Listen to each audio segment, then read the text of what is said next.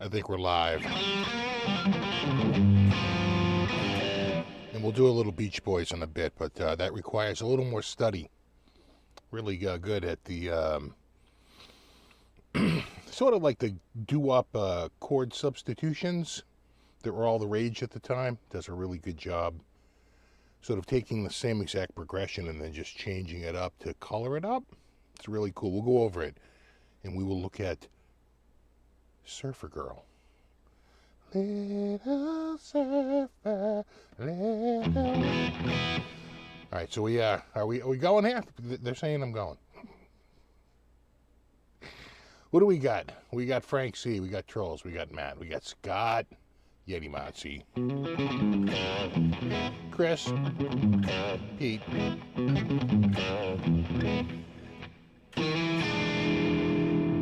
GSU Panther. Christopher. Music sound, yeah.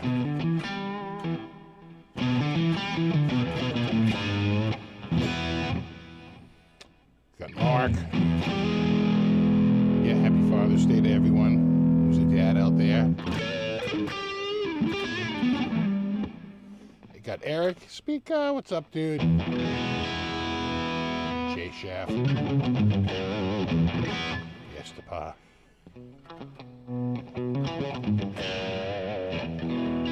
winning studio. Yeah, what'd you get, Scott?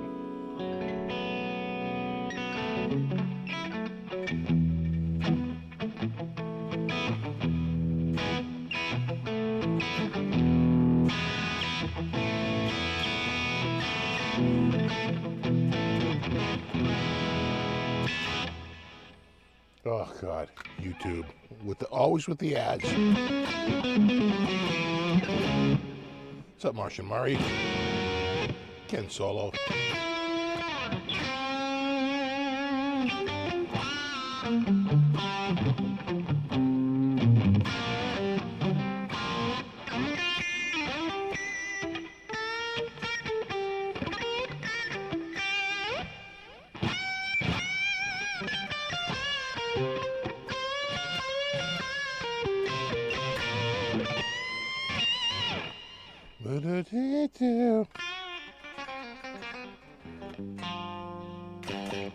What's up, Ogre Lord?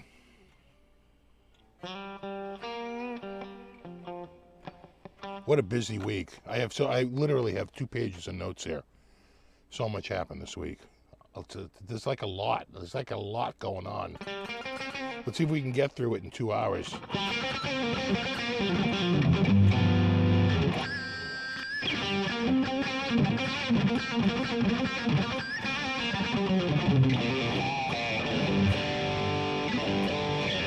Off your review, I went and got me a Fender Player 2 Modify. There you go, dude. Sick. SSS and Sunburst. Love it. I've been playing it for hours. There you go. Nice. Yeah, nice guitars.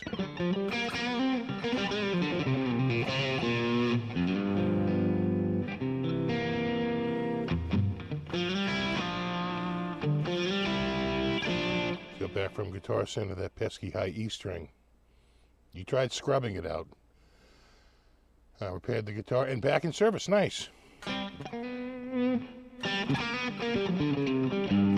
What's up, Double R Guitar?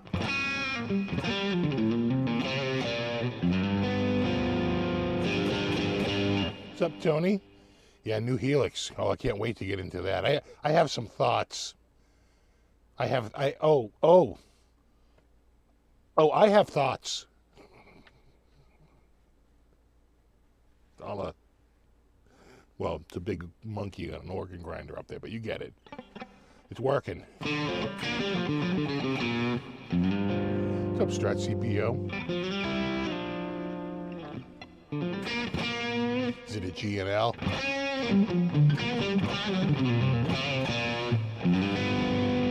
Yep, George and Larry.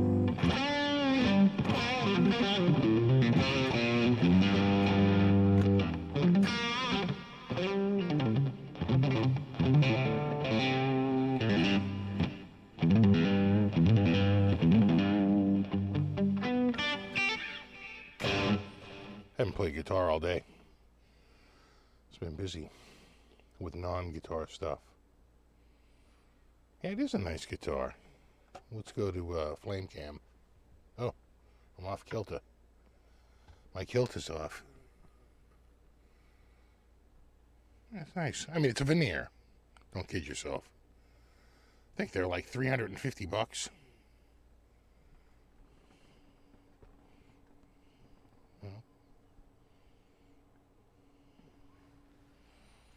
Anyone from Boston went to school with like a half dozen Michael Kellys.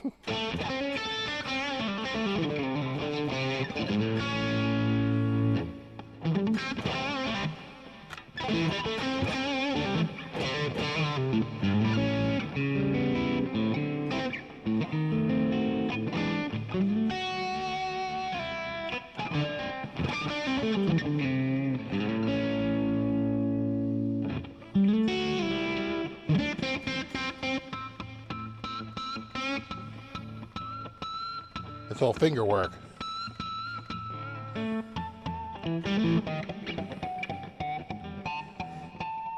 You don't even need a pick. You don't even need a pick.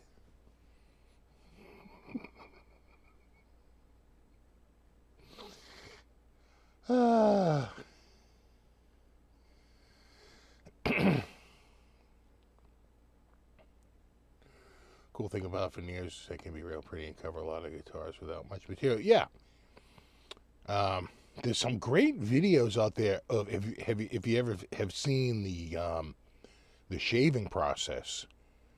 It's pretty brilliant how they literally get it and they shave off a sheet and they come out in sheets and they lay them down and they get right.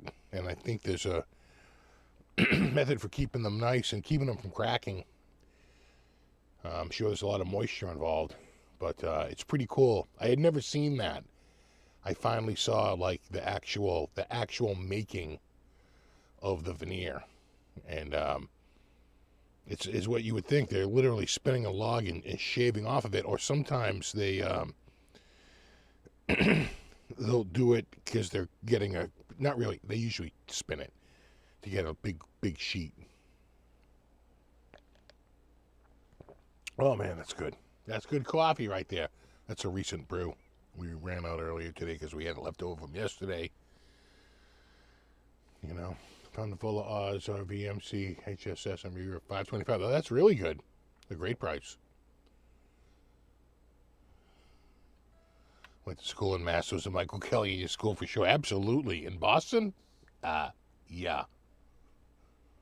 There's so many, you had to start giving them friggin' nicknames.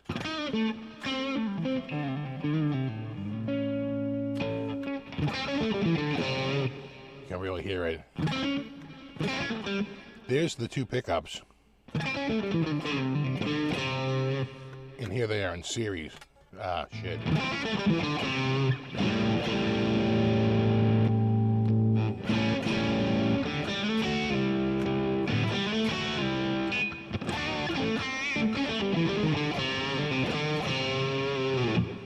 Someone, when I did the video, they were upset that I didn't do the research for the quad system, which I didn't feel was necessary because I felt it was a fairly, the more you stare at it, the more you realize it's a marketing term for a four-way switch. Like, it's usually a blade switch is usually, three-way or five-way. 1, 2, 3, 4. This is four-way. And you would have thought that they, you know, invented the wheel.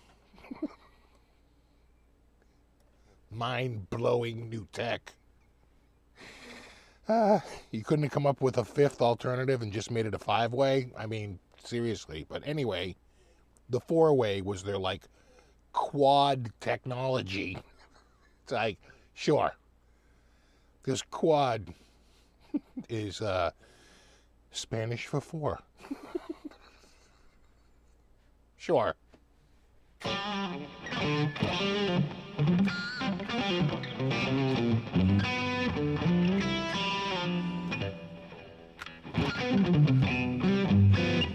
I'm watching the video of veneer making. Looks like in India the log is sliced like a deli ham. That's maybe the one I'm thinking of, right? They have this shaver like a deli ham, yeah.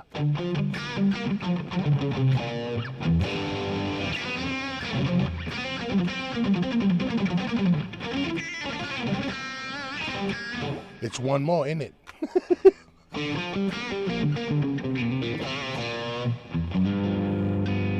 But, you know, I'm like, well, if there's a 5-way, and if we're just using math here, why not just use a 5-way?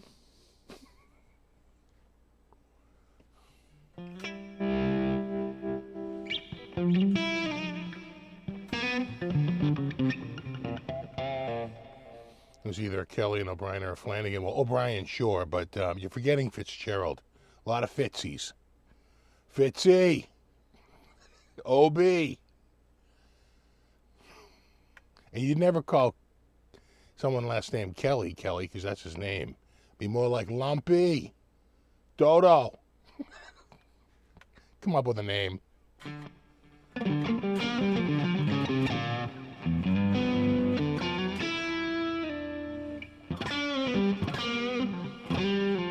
Jack of the 5-way. It's one more now, isn't it?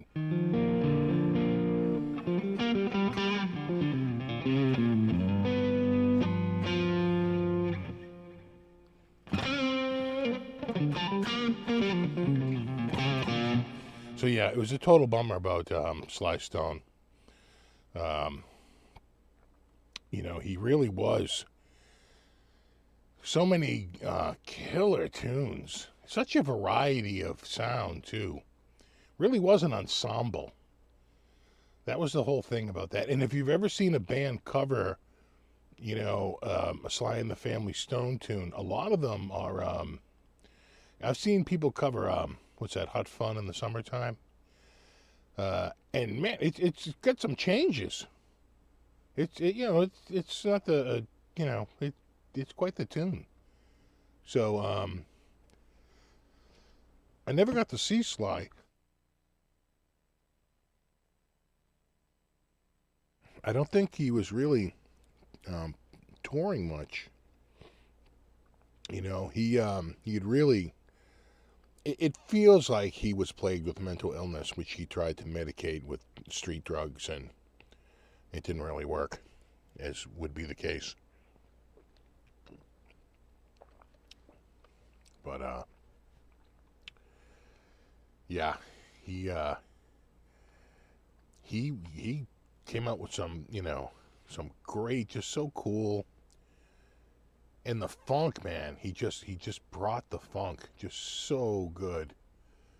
I was a huge fan of Sly and the Family Stone, and definitely went through a period, kind of when I'm in my James Brown. Right now, I'm going through like Prince. I'm going through a big funk period. I like Prince. I like James Brown. Huge James Brown fan. In fact, I always thought Prince was sort of a, you know, just a straight up copy of, you know, Little Richard mixed with, and quite frankly, you could even say James Brown was a bit of a ripoff of Little Richard. And James Brown, right? He was sort of an amalgamation. But, and Sly, quite frankly. A lot, you can hear a lot of Sly Stone and Prince, for that matter. But yeah, I freaking loved Sly Stone. Was totally went through a period. I was way into the funk. Parliament, Went and saw George Clinton in Parliament, and was going to see like Maceo Parker. You know, he was touring with Pee Wee and Fred on trombone. All right, and that was a killer funk ensemble. Because Pee Wee wrote The Chicken, right? He's got some funk in him. And just such a, what an ensemble. Like a really, really, really good ensemble. And he made the most of it, with all the different singers in the band. It really worked. The Beach Boys, I'm pretty sure I never owned Pet Sounds. I'm pretty sure I owned Endless Summer, which was their greatest hits album, right? Isn't that what Endless Summer was? If you go through just before, I have it on my mind. If you go through and you do like Surfer Girl, right?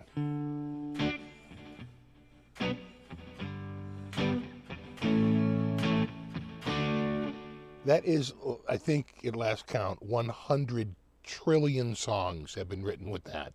Everything from Monster Mash to The Tide is High by Blondie.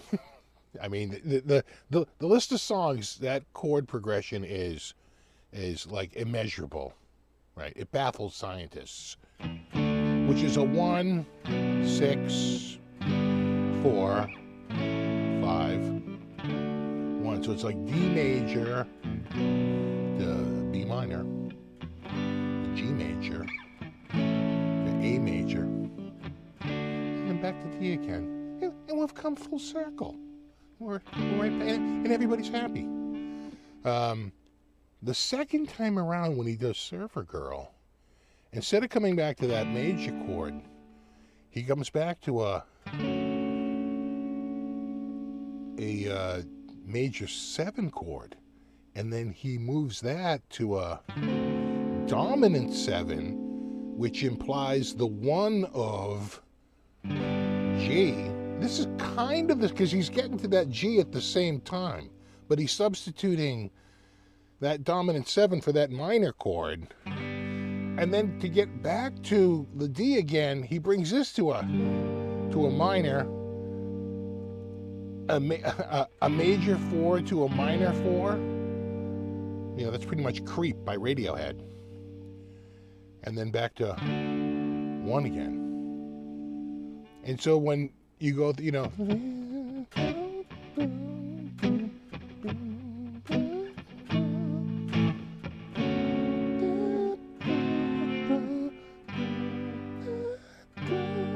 right?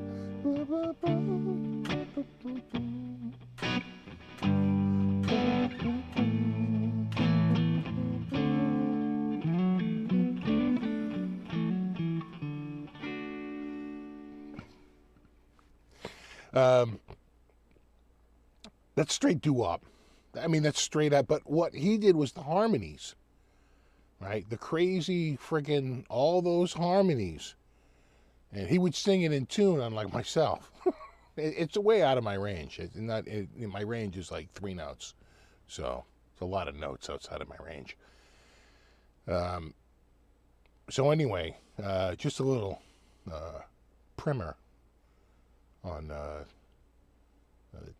the genius of Brian Wilson,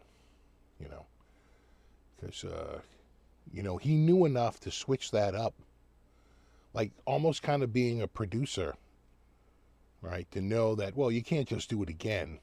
You've got to turn it. It's the same thing, but just different. It's the same, but different. And, and in many ways, that's kind of what music is. So, yeah, the substitution would be, instead of a 1 major, instead of the 6, 1 dominant 7, just show up at the 4 chord, and then instead of the 5, the 4 chord goes minor, and then back.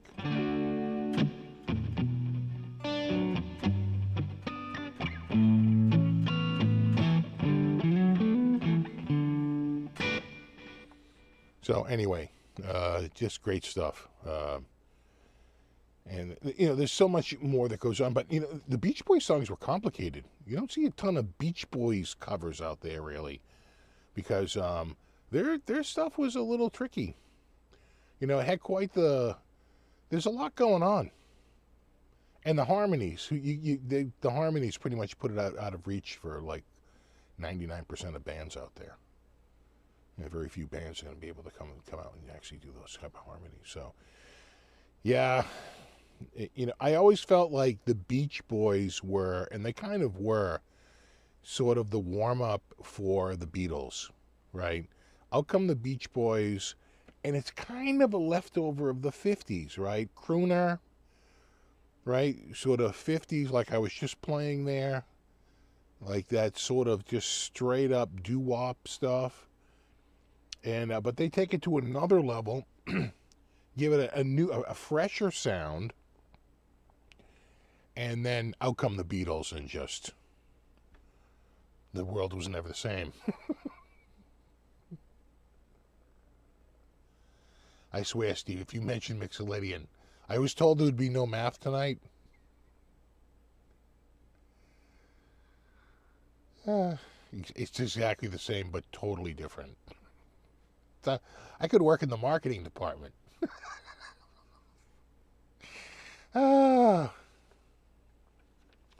Anyway, so rip to Sly Stone, rip to Brian Wilson. While I'm on the topic of just news this week, there's a new Black Crowes album coming out with, and I think they're going to do a little film, right? Cinema Nouveau. It's the Black Crowes with Jimmy Page, and they were doing. There's a video out there where they're promoting it, where what's his name there? Chris and Rich are on a sofa, and Jimmy's there in a chair, and they're sitting around talking about how they met up, how they did the tour, and everything. And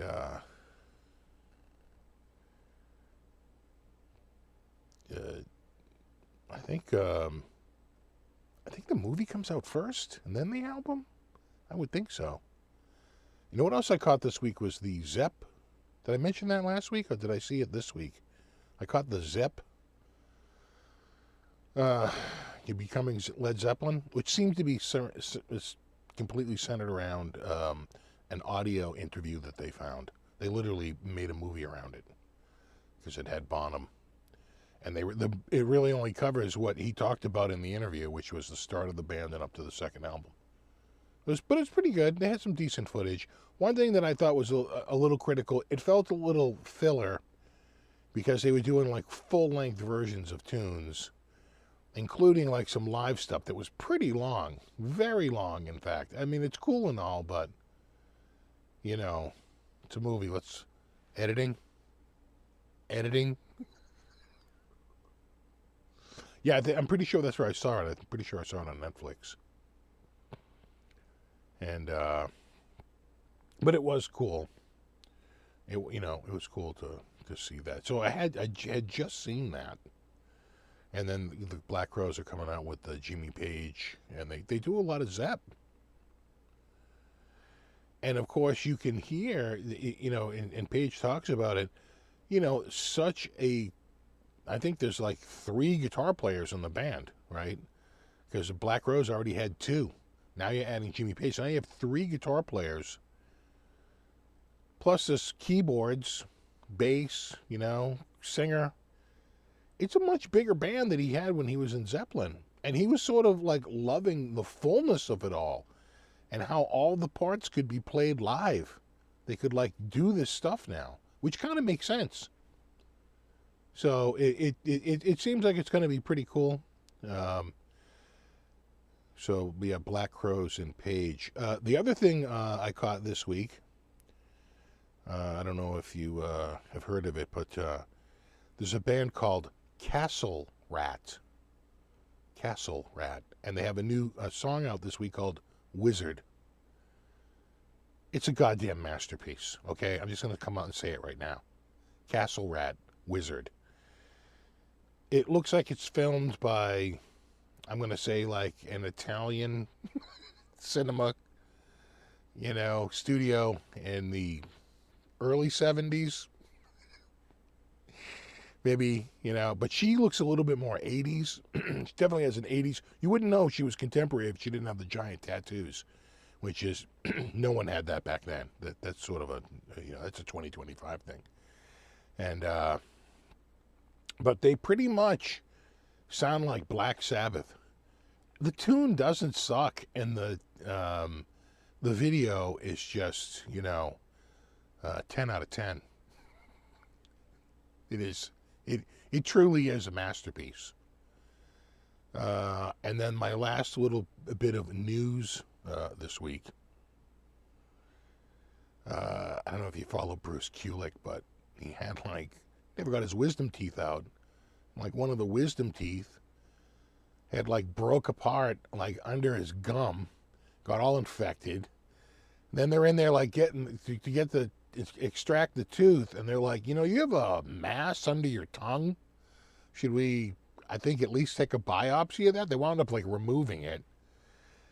So he had all this surgery done. He had a picture on Facebook. My God, his face was just out. I was like, oh, dude, that looks painful. He's like, I'm very slowly recovering. I'm like, I bet. That looked really, he goes, yeah, I probably should have had him out years ago.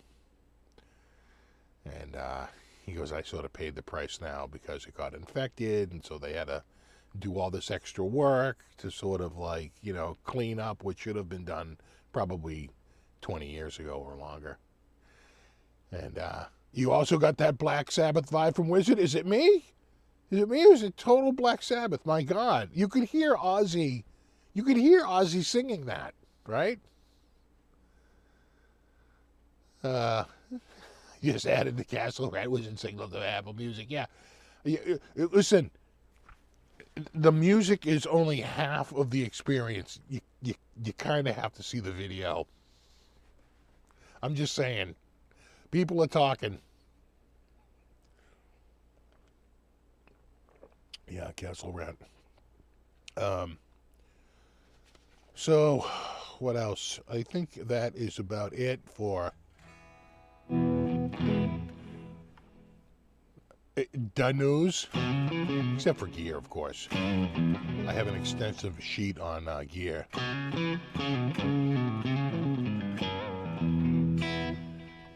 And all I could think of as I was going through and looking at all of the new Helix, the Helix Stadium, and the Helix Stadium XL. So I was going through and looking at all that. I was like, oh my God, is this what the Kemper should have been or what? I mean, just everything. We're going to go over it. We're going to call up the screen. We're going to look at it. We're going to check out I don't have one here, but we're going to go online. We'll take a look. And it just, at every turn, they improved something. And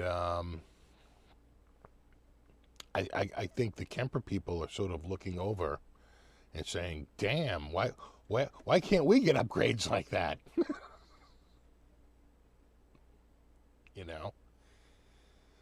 I just think it's going to be a game changer. In fact, let's just go and we'll take a look at it now.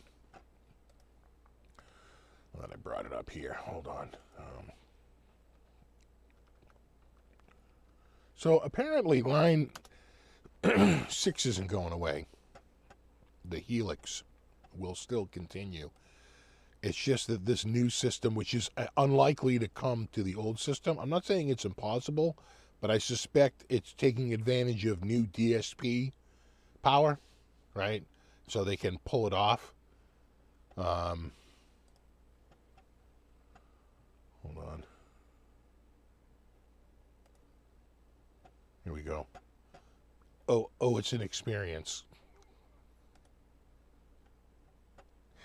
Helix Stadium. Bum, bum, bum. Scroll. Okay, okay. La la, the big reveal. Oh. Not cheap though. That small one is 1,800, and the big one I want to say is 2,200. Right? They're 17.99 and 21.99. But I mean, just across the board, how much like the big giant ass touch screens, like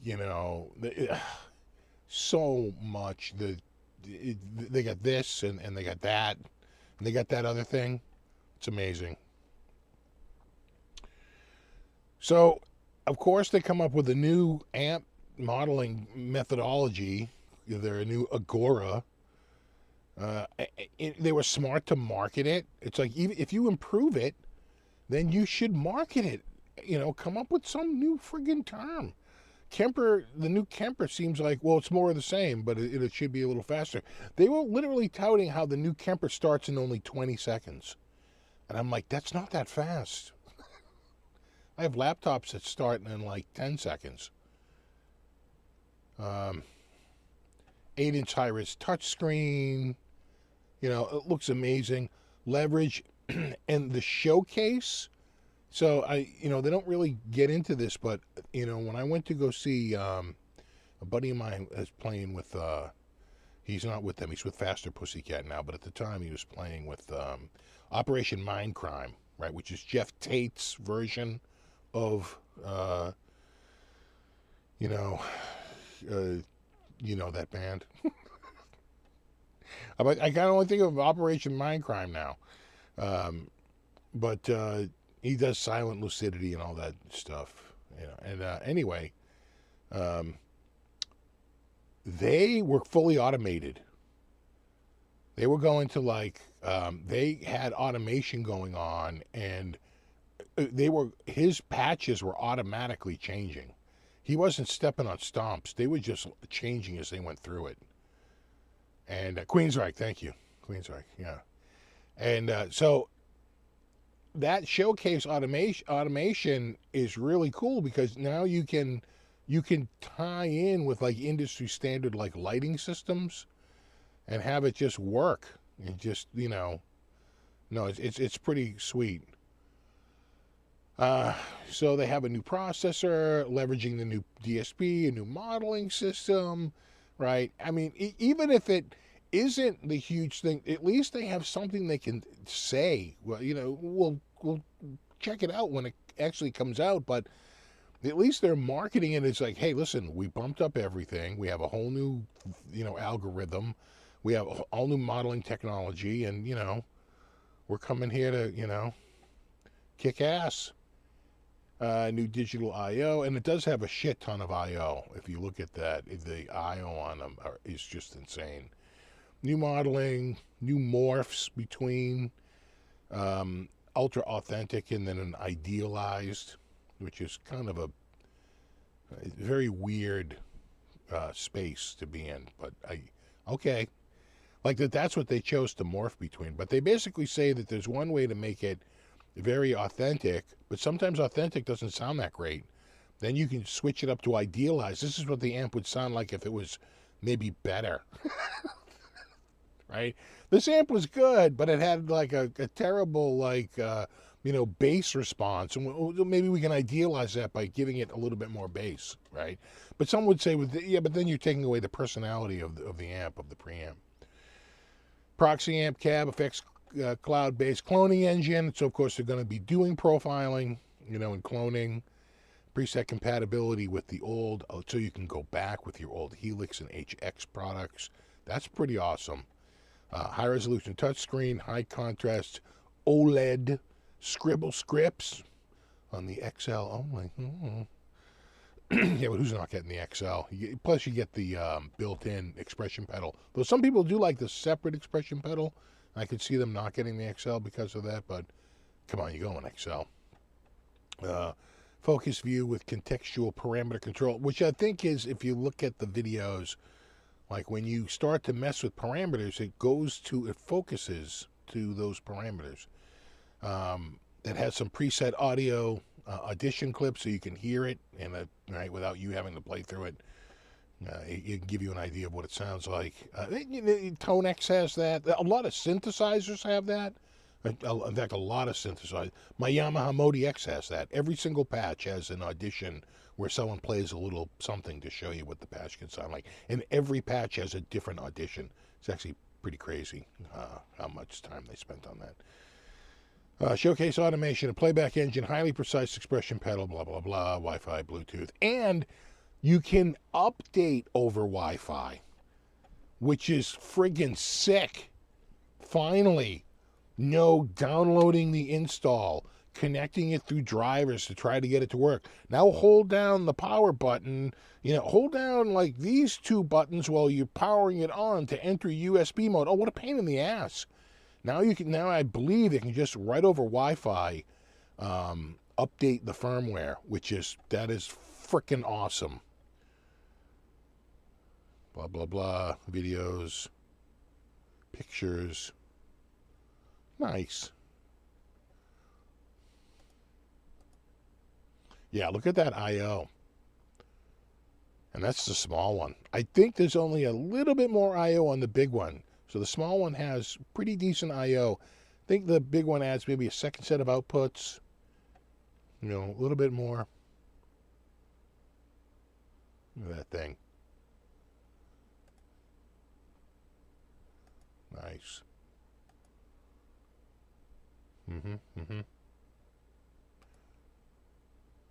Look at that.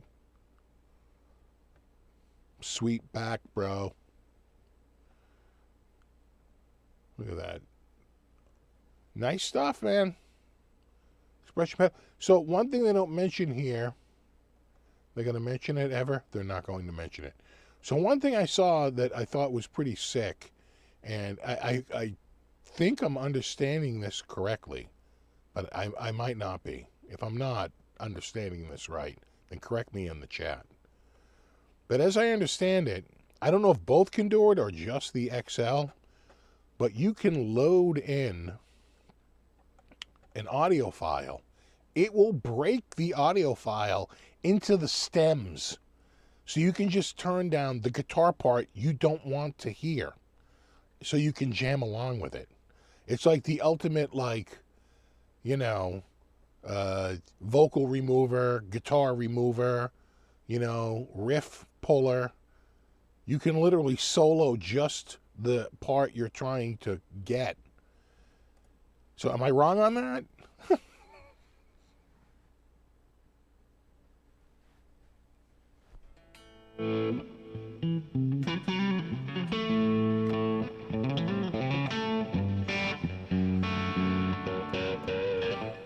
Both can do that. Yeah. Yeah. I mean, come on. Oh, tell me again about the Kemper. You just got helixed. I mean, seriously. What a massive, just, yes.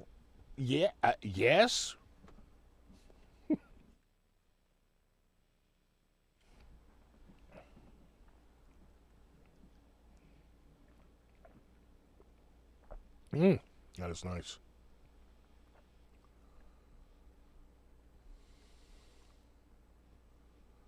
It will step 2. I can get rid of my fader. Oh my God, dude, that's crazy. That is crazy. It's like, talk about like the ultimate little practicing. I mean, they looked at what they had for processing power and they used it. I feel like the Kemper guy is so in love with his product, he can't bring himself to change it. He's sort of a victim of his, the success which he had to start out, very much so. But after that was 14 years ago. A lot can happen in 14 years. Helix only came out 10 years ago. And they just came out with an update 10 years later, not 14 years later. Come out with an update 10 years later that just absolutely runs circles around the prior model. It's better in every way. Faster processor. A better modeling system. all these like extra perks, like the stem, you know, and the showcase, you know, tying in with the system so that you don't even have to press the stomp buttons anymore. It's like when you're on stage, you just focus on playing and it'll automatically change the patches for you, which I have seen happen. But they were using a laptop, and I want to say they were using Guitar Rig 6.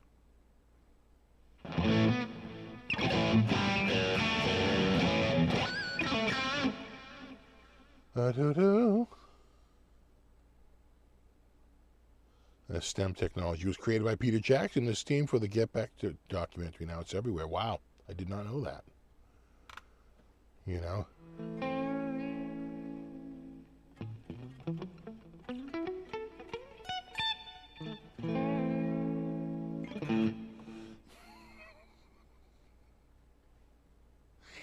The window is open.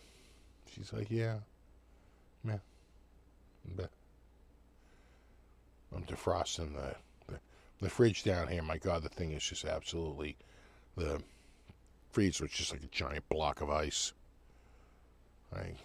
It's time.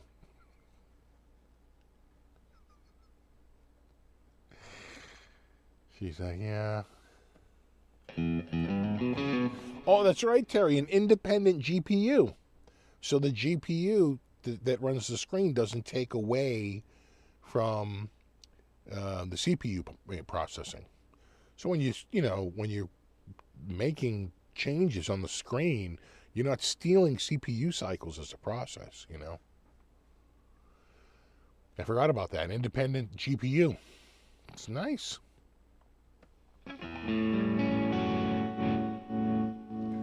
Oh yeah, no, she's a...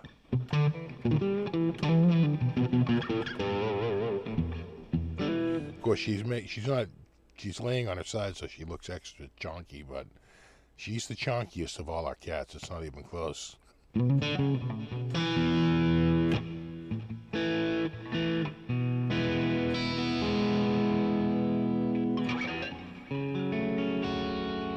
What's up, pal Sean?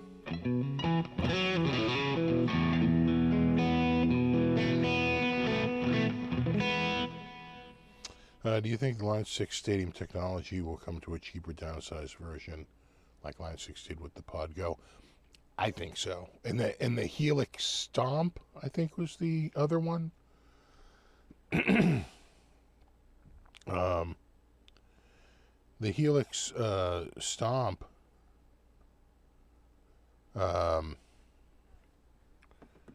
was pretty decent, a little underpowered, so you had to be careful what you could load at the same time, but I could see them doing the same thing. The Stadium Stomp, right? Something like that. Helix Stadium Stomp. Helix Stomp Stadium Edition. Something like that.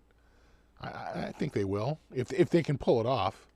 I don't know what it needs for processing power, but if they can find a way to run it on a... on a lower cost DSP. Here's what happens. In the future, the same product now, the same DSP is cheaper. It just is. They rarely go up. They almost always go down as long as they're plentiful. You know, look at her. She's cute and hard over there.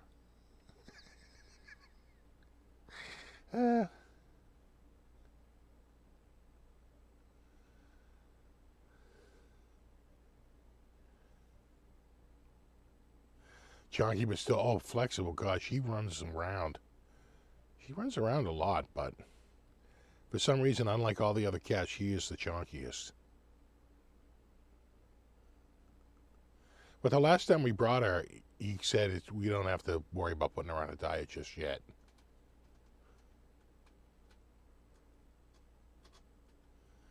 Yeah, that's right. Now, they lowered the price for all... That's right. Andrew's pointing out that the Helix floor is selling for $12.99 now. That's a smart move. You know, camera companies do that a lot.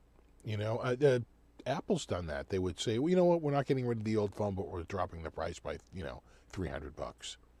Now you can get it for even less if you want.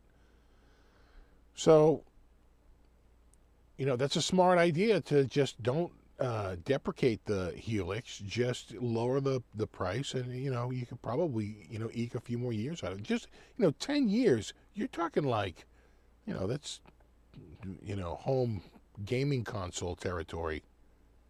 Maybe even that might be a little long for gaming consoles these days.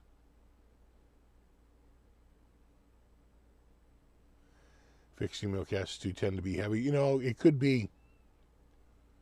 It could be.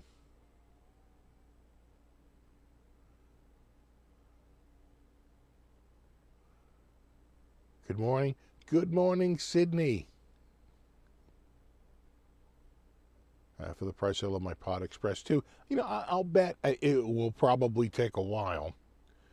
But I'll bet they'll come out with a smaller, low cost or lower cost, it's all relative, version of it that will leverage the for the first time ever, Agora technology. Right, is available for only $9.99.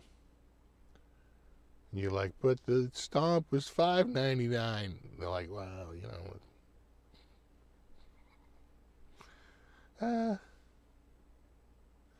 yeah, the Stadium Stomp. It writes itself.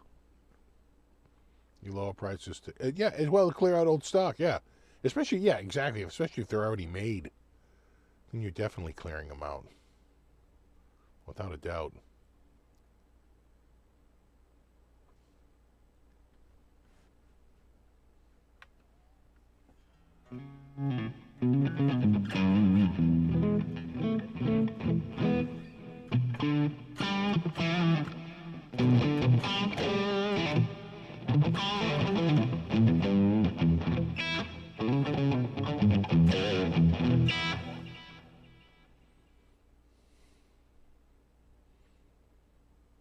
Took Line 6 2 years to come. Oh, they're not going to release a competing product to it that quickly. Could even be longer. Right? You wouldn't rush out to make a lower cost competing product, because you would, you'd eat into the sales of the more expensive ones, and they wouldn't want to do that. No. It's probably going to be a couple of years, like you say, at least 2. I wouldn't even doubt if they're looking at a 10-year, turnaround time, then yeah, I could see them absolutely, waiting a good 2 or 3 years.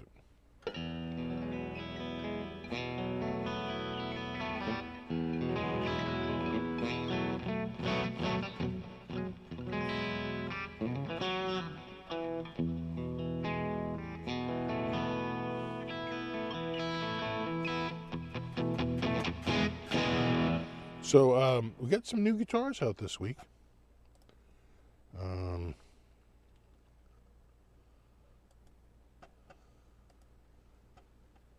Jackson just released new Surfcaster. I'm going to be honest, nothing about this says Jackson to me, other than the inlay. But Surfcaster, huh? For the heavy metal surf.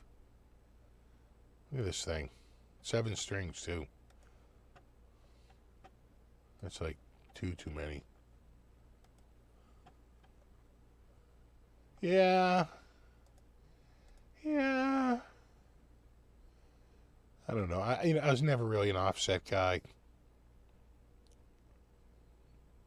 I like Jackson's regular looking stock. That looks more like a Super Strat, but that's that's a pass on for me. No, I can't pair these. No, you don't put this with this. This goes with a pointy headstock. What is wrong with you? So I'm going with a pass. Hard pass. What was the other one? This one might be of more interest.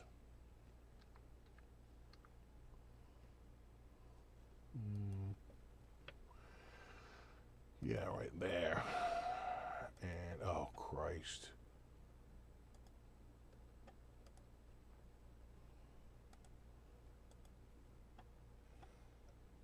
Yeah, just get past all the pop-ups. Too many pop-ups. They came out with some, these are MIJ. These are new MIJ. This one and these three. New MIJ broadcasters. With a K. The Bigsby in the gold hardware, and it's available in that Midnight Sapphire and, oh yeah, like a Bordeaux. They're calling it Blackberry. Alright. Okay.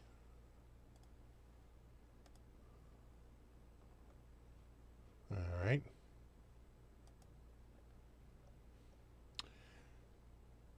It's up there. It's made in Japan, though. Made in the same factory that makes Vola, as a matter of fact, now that I think about it. Yeah. Literally made in the same factory that makes Vola. So, goes to show you how much cheaper it is when you go direct. Because I don't even know that Vola has a guitar that's even $1,000. Oop, I hit the wrong one. Even $1,000 less than that. You know what I'm saying? $2,800. I'm trying to think if Vola even has a guitar for $1,800. I don't know. I don't think so. Maybe. Oh, you know what? I think. Let's just take a quick look here. A little look-a-do.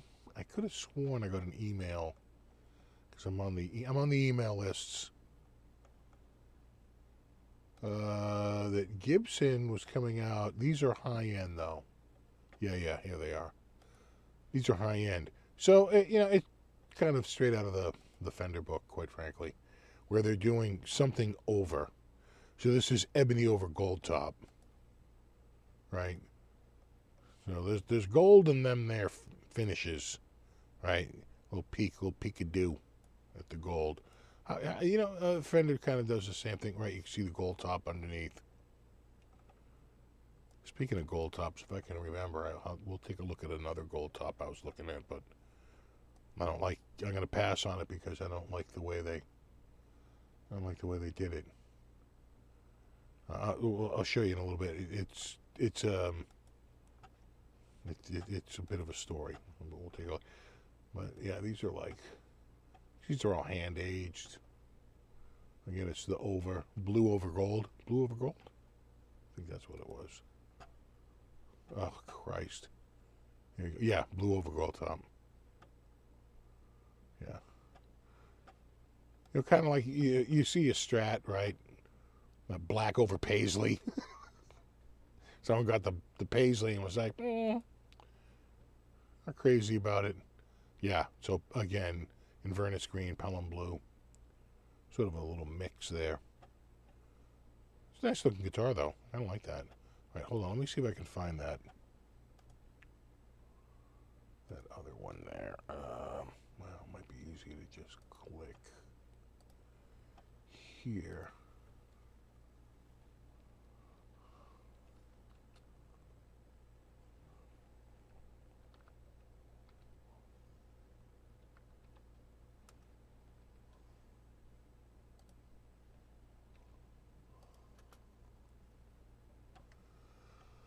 I think I have to say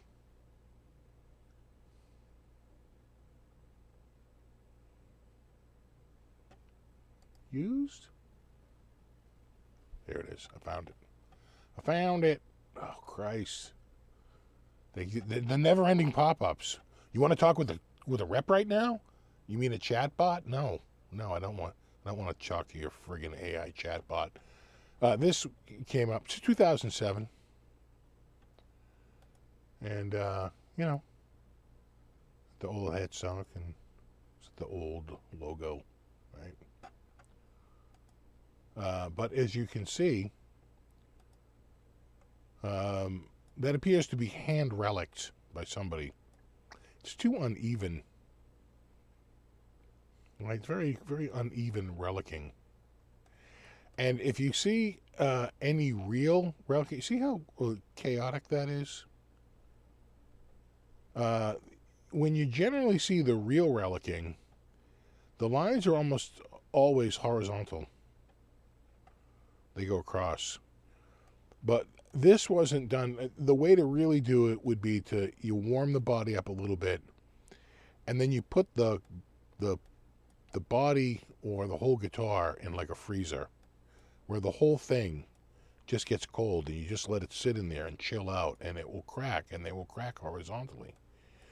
This was almost certainly done by the first step, the same, warming up the top with a blow dryer, right, or something like that, and then turning a can of air upside down and releasing the cold spray.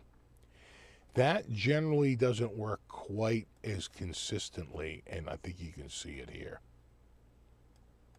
Right? It's not quite the same. Like we joke, they pay more for this stuff now. But that's not a particularly good job of it. Right? No guitar would, Yeti Mott says it right, no guitar would really ever look like that. It would not crack the same way. I think you're seeing more cracks here because as they sprayed it, it pooled up along the edge, right? The fluid. And so created more cracks right here. Right? It's kind of weird. And then the big gaps. And I don't think that's just... it just wouldn't go like that. It's just not a very good job of it. Like I said, the way to really do it is you could warm it up and then just put the whole goddamn guitar in a freezer.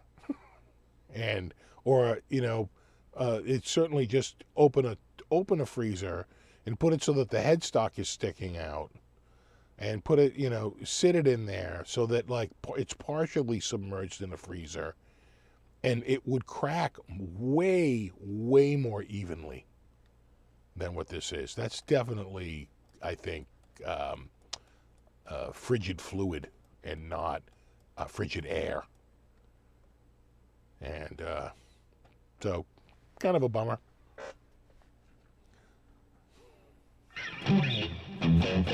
Exactly, you got to age your own.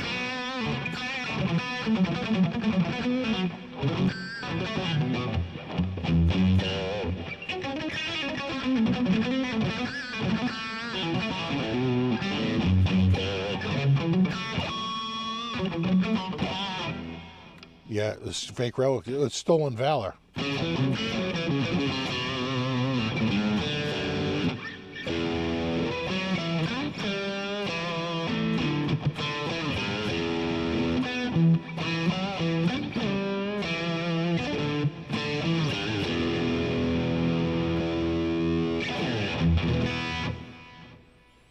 Someone put butterscotch toffee on it and then, yeah, great, cracked it apart. Yeah, it looks more like damage than aging. Because it's too chaotic.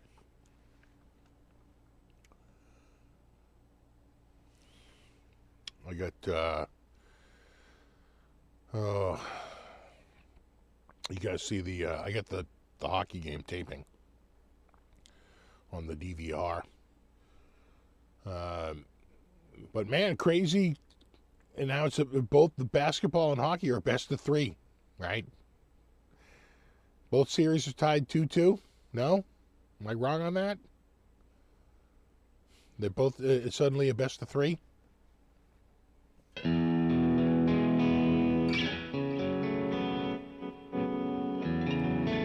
You tried on Murphy Lab guitars, right, Steve? I don't know if I did, Aljon. I'm trying to remember, like maybe at a NAMM show or something like that. My wife and I want to come down to Nashville. And I was like, we got to go to Nashville at some point. It's a great city with, talk about nightlife. I said, we got to go down there. We go over to the Gibson garage and try a few, But I want to say, I might have tried one at the NAMM show. The problem is that the NAMM show I remember was the one where you had that, you would come back and you had the booth, and that booth was absolutely sick. You walked in, had the stage, and then to the right was all the Gibson gear, and to the left were all the non-Gibson brands. So Kramer, Steinberger, Epiphone, that was all to the left, and everything else, all the Gibson stuff, was to the right. But it's like you couldn't get around. It was so packed. It was, I mean, that booth was so good, so it drew a crowd.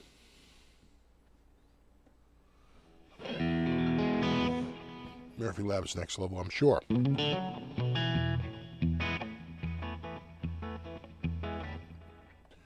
Especially the acoustics. We'd love to have you and the wifey. Yeah, we're trying. I keep telling her, I'm like, of all the cities I go to, Nashville, pretty good. The food is amazing. It's not super expensive. It's not as long a flight as if we, flew to like Dallas or Denver.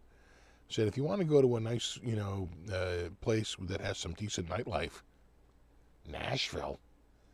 Like, every time I go there, I'm like, it's really, really nice here. But the summertime, as you know, pretty hot and humid.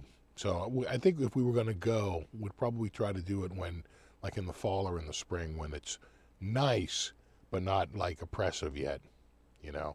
The winter, your winters are cold just like our winters are. So winter's no bargain. It's not like you're going to Florida. But the spring, or the fall. I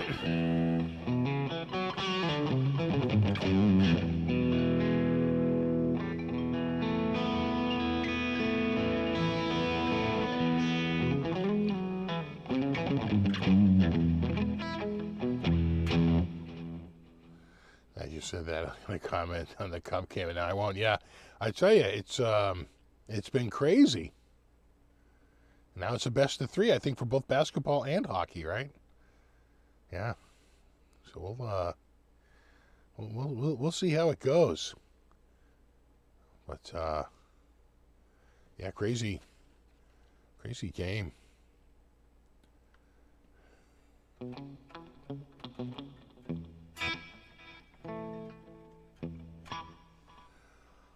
Hell, Nashville has a lot of well-known YouTubers. I know RJ, Baker, yeah, everybody. They're all down there. I'm sure I could plan out a nice little. I could go there for 3 nights and spend a night with Aljon, a night with the Baker, and a night with RJ. Go out and see the town, and then head back to Boston. 3 nights, 4 days, and beautiful downtown Nashville. Come on, player.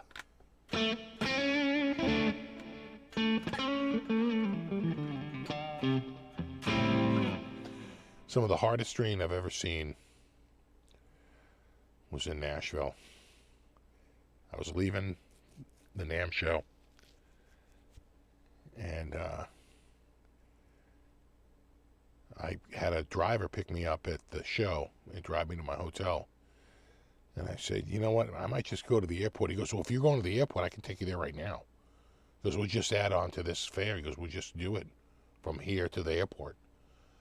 And I was like, you know what? I said, I'm going to be a minute, though. Is that okay? I have to go get my bags that they're holding for me. He goes, no, I'll wait. No problem. Okay. So, and I was so glad I did, to get there, get through security, get ready to go.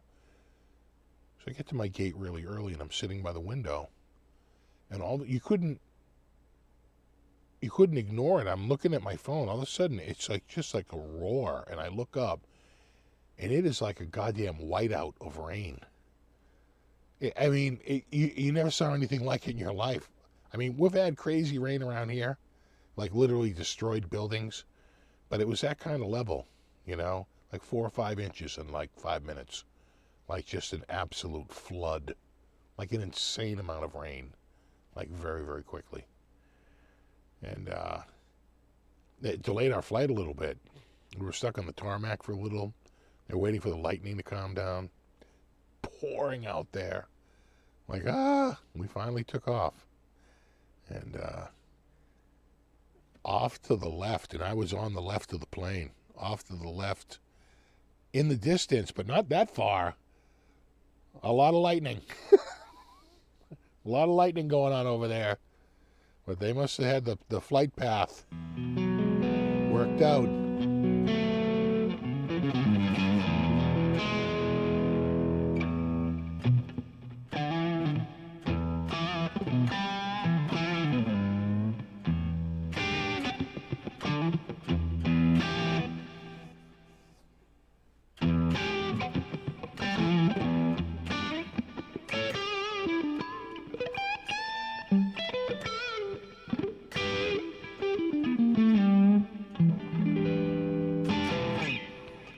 Any feedback from, he's not my brother, but Bobby from regarding the brown sound? Not really. Other than he said he got it working. You know, we got it working, and it has been working. But I haven't really got much feedback from it now.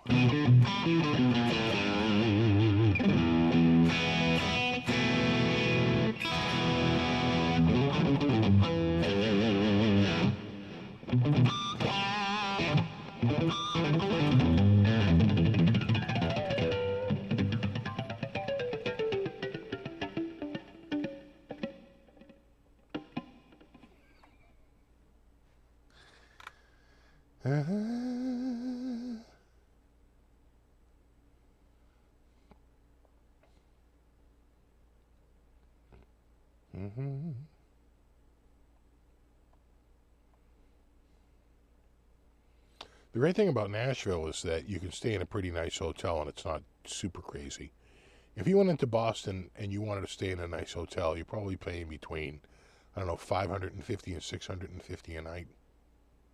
Somewhere around there. $700 a night. Which just sounds crazy, right? Down in Nashville, I think you could get a decent room down there for like $350, $400 a night. Which again, sounds a little nutty, but it's not as nutty as it is around up here. Or for like New York. New York is like ridiculous. You get a hotel room. Like stupid expensive.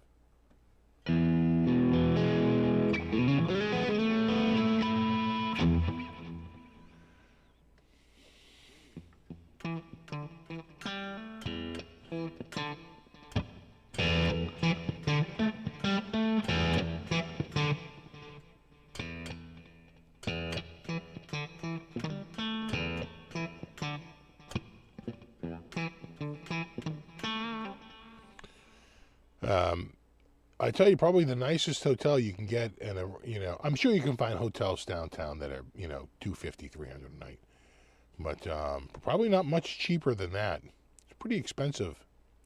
You have to get out of the city. I want to say that they opened up a big casino.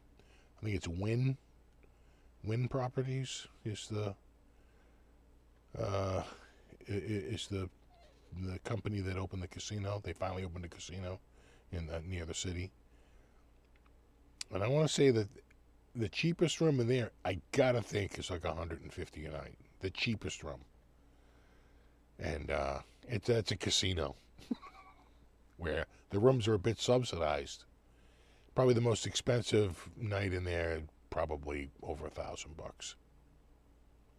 But it would be I'm sure it'd be a pretty nice suite.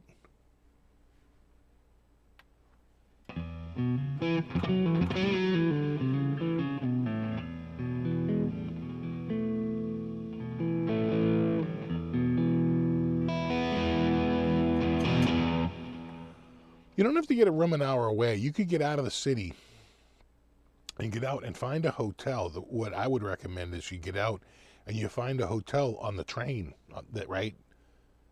Somewhere that you don't have to drive into the city. You can go right over to a train line and hop on the train and take the train into the city, and it might cost you, you know, $20 round trip. Well, you could get a whole weekend pass for like $20. You could use any public transportation for the weekend. Do something like that. Be better than trying to be in a downtown hotel. Be very expensive. Like stupid expensive. I think my wife and I stayed at the Boston Harbor Hotel, which is an expensive hotel, on our wedding night after we were married. We stayed at the Boston Harbor Hotel before leaving on our honeymoon the next morning. And that hotel, that would have been September of 2002, was $550 a night.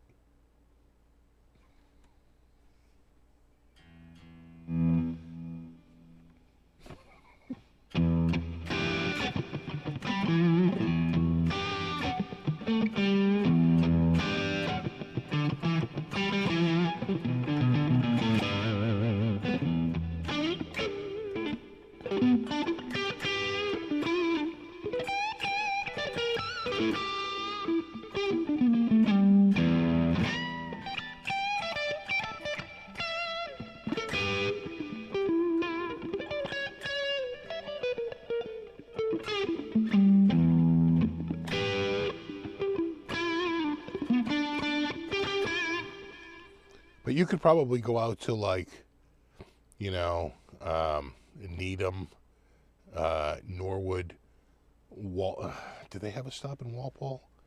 Canton, Westwood, Woburn. In fact, Woburn might be one of the cheaper ones. And just get on the, you know, the line and take the train right into the city. Much easier than trying to, first of all, even park your car. A lot of those hotels, you know, don't really have parking.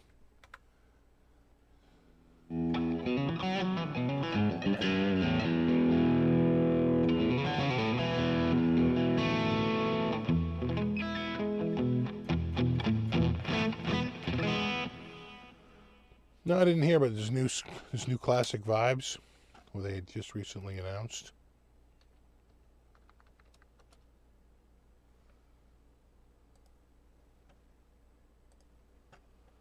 Oh yeah.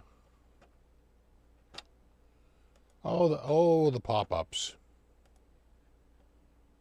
New Classic Vibes, huh? Oh.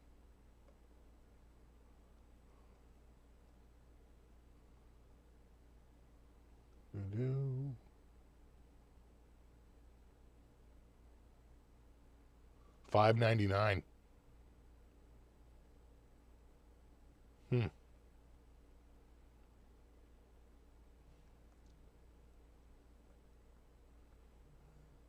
Are they made in Indonesia? I'm assuming, because that's where they've been now for a few years.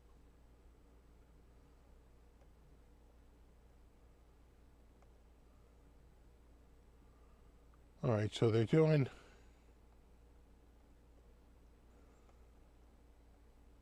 the 70s. So they got desert sand.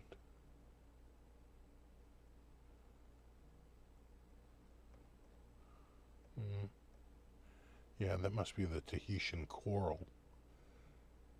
Custom Esquire in Candy Apple Red and Sherwood Green. What's the Strat gonna be? Blah, blah, blah, blah, blah, blah, blah. Yeah, the history.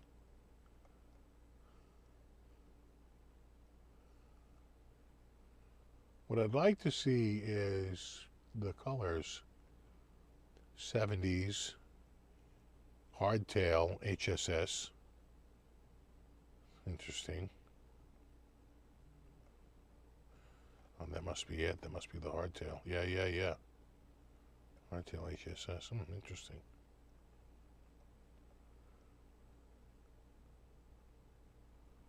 All right.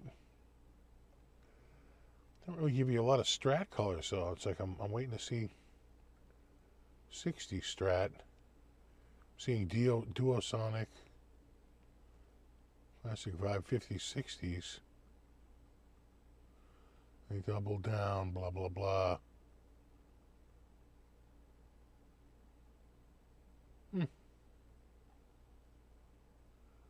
That's just gonna put me to the top Stratocasters for every budget. I really hate internal links. Make me mental. Like they're gonna send you somewhere for more information, but it's just an article about Stratocasters that they put out at some point. There's a lot of incestuous linking.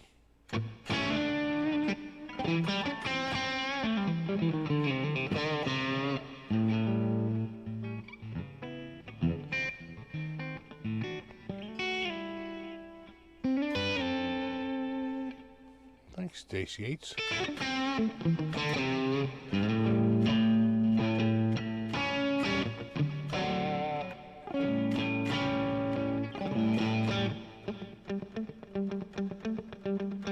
Yeah, I saw that, the shell pink Strat, but then they don't mention anything about it. I was looking for some information about the Strat colors, but nada.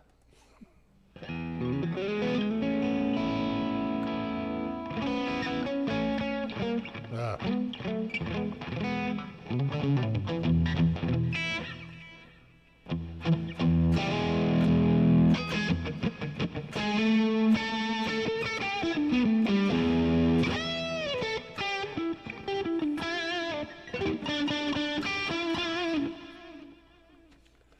I've been trying to talk myself out of buying more guitars. I'm always seeing one, I'm like, oh, wow.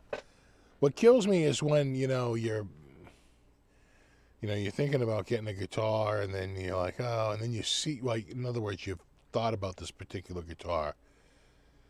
And then all of a sudden one shows up, used, and you're like, oh, that's pretty good.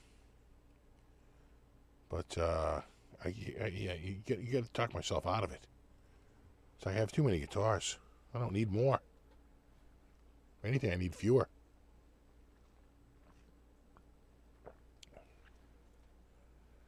It's crazy.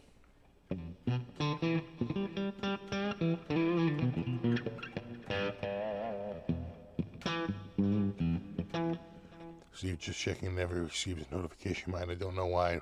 Peeved here now. Yeah, I think they changed how that works. I think you have to change like how many notifications you want. I think you have to change it to like all notifications instead of just like select notifications. Again, YouTube, they can't just leave something. They're constantly messing with it.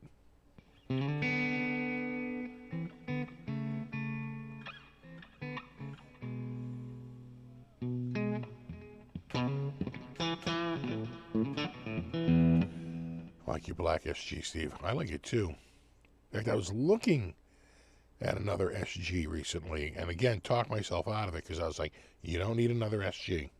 I saw one of those Epiphone Les Paul Customs used for, I thought, a really good price, a steal. Because, we're in that little period where they get confused with the model like I had with the Epiphone headstock, right? From 2020? 2021? 2020. So that one sells at one price used, and then the other one sells for more money because they just sell for more at retail.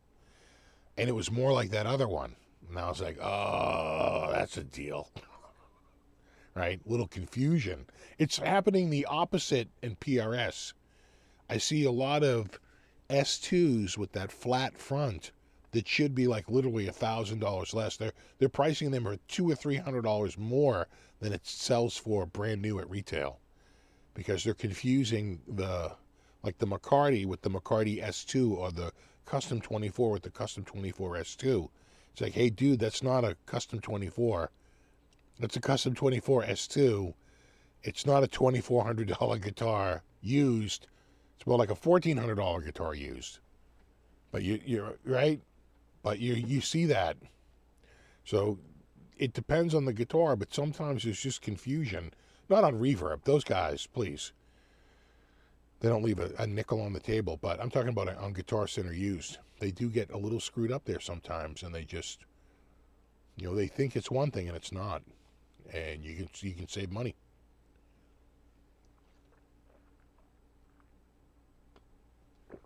Big time. You never need fewer guitars. True. I love the surf green Telecaster. Yeah, you know what? I gotta make those a little easier to get to. Right now they're in the way back, and I've got a lot of wasted space back there that I need to. The bottom line is I just have to go with and get some wood. I need like 4 10-foot 2x4s, and then maybe a half dozen 8-foot 2x4s, and I should be good. And then it should be a lot easier for me to get those guitars in and out of the back. I need to build some shelving for it. Right now it's tricky. And it's not quite as safe as I would like it to be for the guitars. So right now they're all sort of mashed together, but they're not really being held in. I need to get a system where they can be held in with like a chain or a rope or something. Just give me a little peace of mind with the cats. And quite frankly, get out of mixing bags with cases, I need to get back to my $300 and under. It's tough to get a decent guitar for $300 these days. The guitars that were $300 are a lot more now. So back then, if I went to go buy say it was in fact, I did buy one. A Kramer, I paid for my Kramer from 1983. I think it's a B serial number. I paid like $325 for that guitar with a case. If I went to go get one of those right now, it'd be like triple that minimum. Same with a few guitars have really shut up. The Charvel Model 1A. I used to see those for $299, $350, $399 on the high side. Now they're $699, $799. They've really shot up. When I look for the old Ibanez guitars, they used to be like literally $299, $399. You could pick them up for. Most of the Ibanez guitars I bought, I paid around $299 to $399 for them, and double that now. They're all like way up. But again, that was over 15 years ago. It was like 15 years ago. My kids grew up too, and now they're working and earning money. It's amazing how much more money you have when you're not doling out money nonstop for the kids. Christ, they kill you just in diapers. The money on diapers. Just brutal.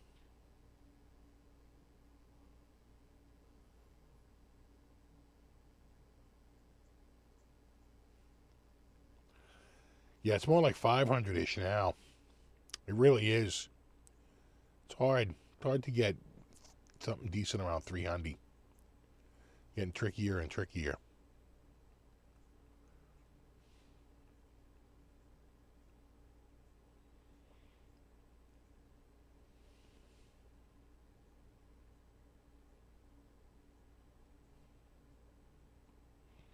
Make your kids buy me a guitar.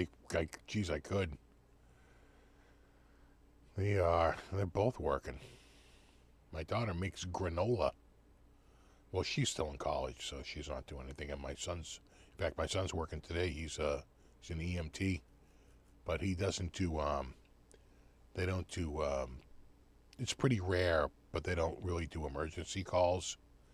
They do transport.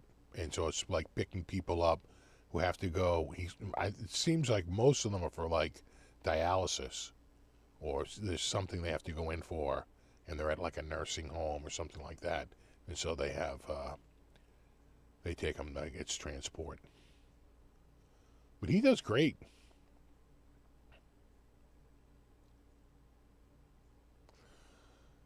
Sean says Plek was invented in 1990. Gibson started doing it in the early 2000s. Yeah. I would think on a mass scale it saves a lot of time. I mean, you can probably do as good a job as a Plek machine, but, you know, it's hours of work, right? It's like putting that kind of time in. That's where the Plek really shines, is that it can do precision work quickly. Which, precision and quickly, it's not, don't tend not to go hand in hand.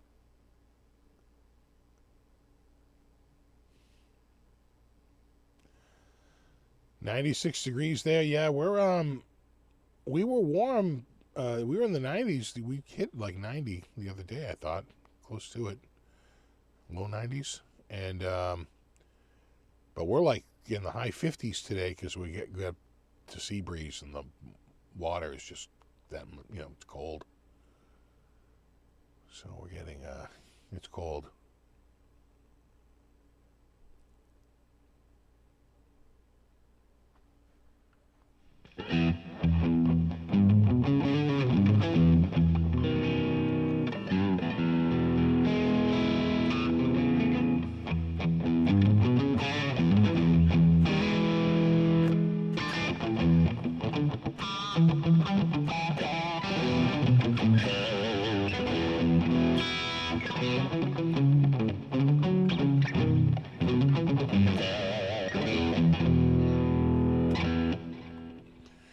You guys doing anything for Father's Day? We gonna have my dad and my mom over with my sister, and we're gonna do Chinese food here, and should be good. 83 in the office. Oh my God, I'd be dying. Dew point of 72. Grotesque. I protest. Oh, that is gross. It's 92 in Tampa, and it's 108 in Arizona. I'll bet that 108, despite being, you know, 16 degrees warmer than Tampa Bay, doesn't feel as bad, because I'm sure Tampa Bay is friggin' muggy.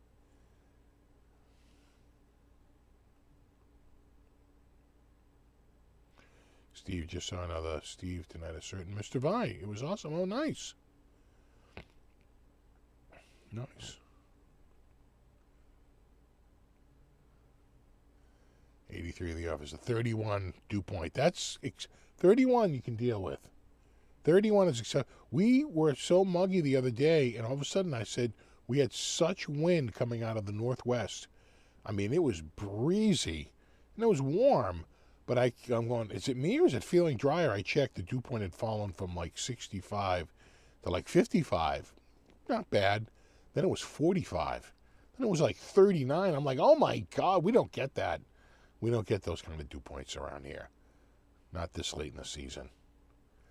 So I'll take it. Oh my God, a 71 dew point here. Oh, that is just gross. That is just disgusting. Yeah, I got to move to a place that has no humidity. Just tricky. Because usually those places are pretty barren. Not very hospitable for living. 71 with a 53 dew point. That's not bad. We're like 57 with a 55 dew point. You know, it's like 95% humidity because it was raining today. We'll see. Let's see. Has the dew point dropped at all?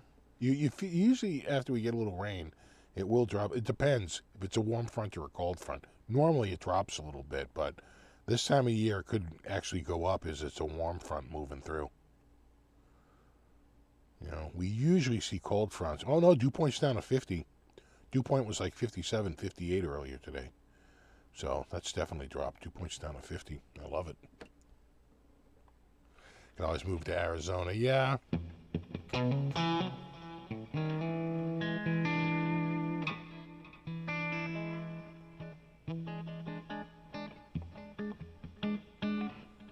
There really is a difference between a dry heat and a moist heat. There, trust me. because your body is designed to cool off through evaporation. The problem is that, your skin temperature is like in the 70s or 80s, and the dew point is in the 70s. There's not a lot of evaporation going on there. Not at all. So it's like you can't cool down. The whole premise of sweat is that the outside of your body gets soaked in water. That water evaporates, and the evaporation process carries away heat. Right? As a part of the evaporation, the temperature drops. But not if it's muggy. Moist, isn't it? Exactly. Yeah, Helsinki, Finland. That feels a bit north. But I bet there's nice winters. I saw a picture today of my street absolutely covered in snow after a snowstorm, and I was like, oh God, I miss the snow. Exactly, evaporation, isn't it? Exactly, no evaporation, just constantly drenched. I remember it was the 4th of July. We were going to it was so hot and muggy out, and you couldn't go to the building that we were in because it was too close to the fireworks and the road was closed. So we parked a few blocks away at this parking garage for a movie theater, and it was an enormous parking garage. We wound up parking there, but we had to walk over there. It was so friggin' hot out. We were walking, my God, by the time we got there, the top of my shirt was just absolutely sopping, soaking wet. We get in there, we go up to we had the top 3 floors of the building, and we went over to the corner, this dude's corner office. Just absolutely sick. And I cranked up the air conditioning, and everybody was freezing but me. By the time the fireworks was over and my shirt dried out, I had this massive salt line across my shirt. I was like, oh man, I should have brought a change of clothing. It is friggin' muggy.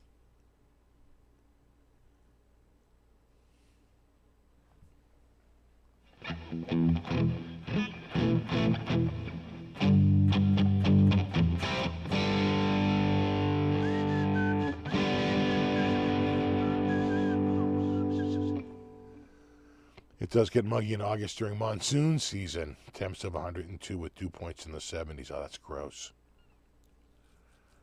Yeah, see, people tell me, oh, Flagstaff, but I look at Flagstaff, I'm like, there looks like there's nothing there. It's like, my town, my little town here, holds about 32,000 people? And I'm surrounded by other towns. And I just look at Flagstaff, I'm like, is there 30,000 people in Flagstaff? It looks like there might be 10, 15,000 tops. It does not look very built up there. It looks pretty empty. But maybe I'm not looking on the map correctly.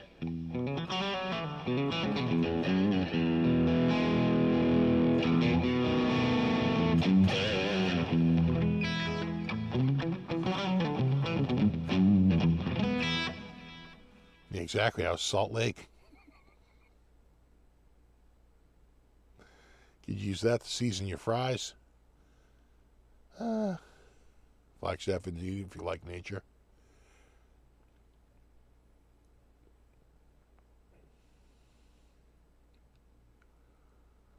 It seems like Flagstaff also gets a winter, right? It's far enough north that they get snow. It gets snowy. Or maybe it's just sheer elevation, I'm not really sure. My wife visited New Orleans in August years ago, spent the entire time in the pool. The smell of the garbage is the worst part. Oh my God, that's like going to New York in the summertime. You never forget the stench, After it rains and it's like super muggy, It is nasty. It is pretty bad. Google says 75,000? Really? And Flagstaff? Wow. That's crazy. Feels smaller.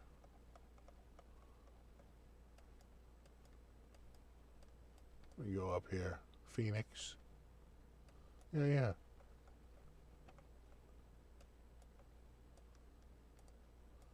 Sleepy Junction. Where are we, Sleepy Junction? All right. Okay. I mean, that's a golf course, right? It's like, is all those houses in there? I don't think so. I'm pretty sure that's a golf course. Oh, there you go. There's some housing. But then it just seems to drop off. Oh, no, I guess they're okay. Maybe you just don't see it. Another golf course. Wow. Okay. Yeah, a little bit more. Sure.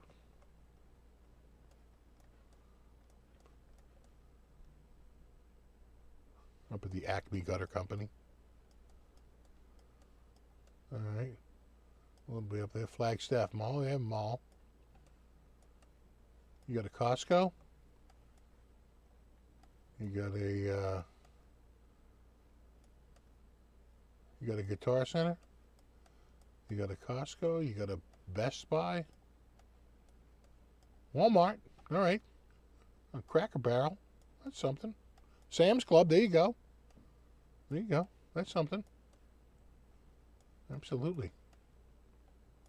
You got a Chick-fil-A. Got a Raising Cane's. Got an In-N-Out. Oh, my God. I got an In-N-Out. It's pretty good. Another Walmart. They have two Walmarts. They got a Kohl's. Oh, yeah. Home Depot. Sweet. Yeah. I got a few things. Sure. What's down here? You got a Guitar Center? I don't think so. See, a lot of times you see them in a plaza like that. Huh. Cool. I need a place like, gotta dump the humidity. The humidity is what, I actually I don't mind the winter. I actually don't mind it up here in the especially the spring. The spring around here is freaking gorgeous. But then the summer shows up and it all just goes to shit. If you got money, Sedona, really, that's the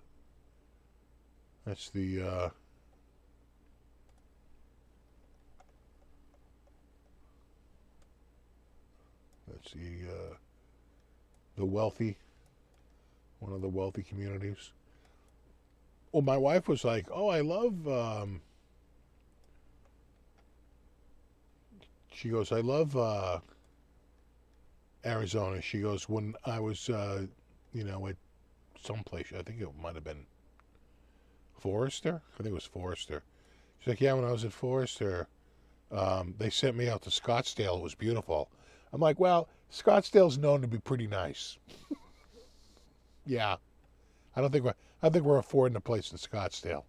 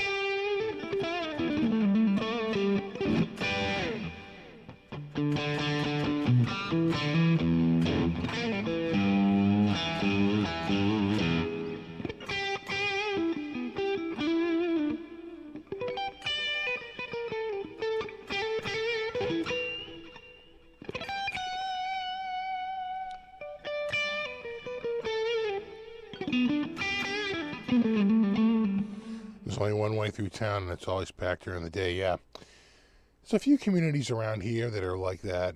The two that come to mind are like Winthrop and like Hull and like Nahant. These are all coastal communities that if you look, there's really only one major way in, especially like Hull. It goes all the way down to this, past this major beach that all people, around here go to. And then it narrows out, and then it widens out again, and that's like the high school and the elementary school are down on this little peninsula. It is crazy. But there's a few communities. Winthrop's the same way, one way in, one way out. The same with like Nahant. It's literally a single road to get in and get out of there at any time.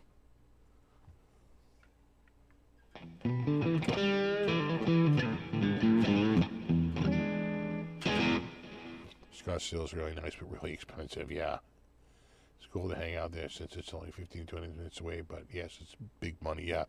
Yeah, she was staying at some friggin' resort hotel. She was like, "Oh, it's really nice." I'm like, "I'm sure it was." But that's it. We're not living there. No way.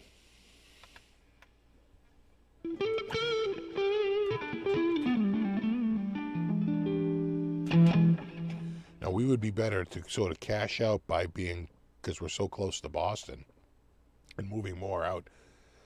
Massachusetts is weird. It gets like cheaper as you move away from Boston, but then it starts to get more expensive once you get out like when you're out at like Tanglewood. It's actually pretty wealthy out there. I think it's because it's a little bit of an offshoot from like that's a wealthy area of New York too. Like sort of like just out of New York City, that you're out in Woodsy and so forth, and people put a premium on that, so those houses get very expensive.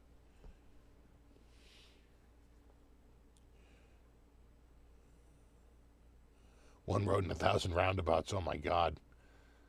Yeah. So it's a lot of fun too. Galleries are fun and they're free. Nice. Like it's great. We just up there for a day trip to escape some of the heat. Yeah. Yeah. It's an elevation thing, right? So even though you're surrounded by desert, it feels like because it's elevated, they're a little bit cooler. Like when we were in Costa Rica, it was friggin' crazy hot when we were at the hotel. But we started to drive out to the mountains to go out,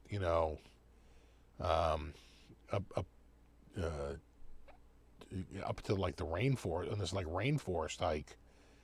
And we got out of the car about halfway up the mountain, and it was like 70 degrees. I could not believe it, how much cooler it was up in the hills. It was crazy and drier.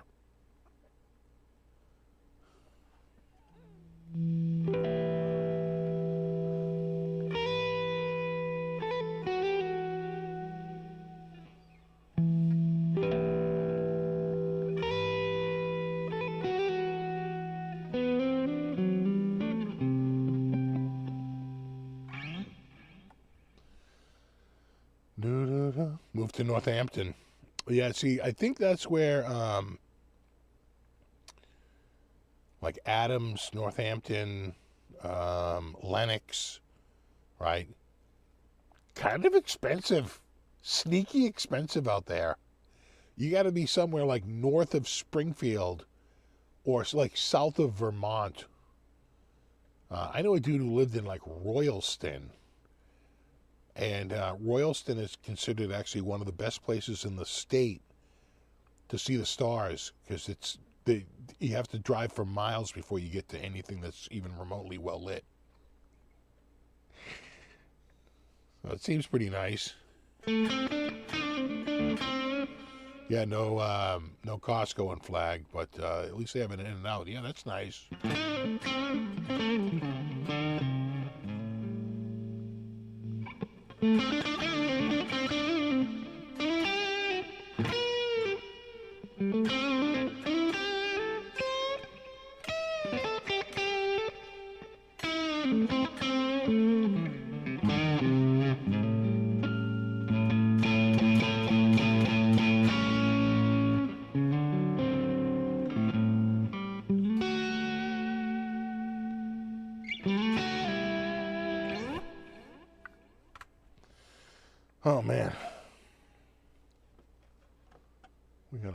do this week.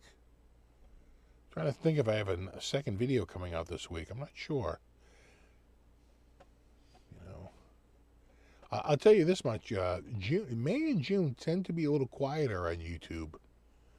And I think it's just because people are busy. 2 very busy months. And then you watch, it'll pick back up in like July and August as people's schedules slow down a little bit. Kind of interesting. What the hell is that?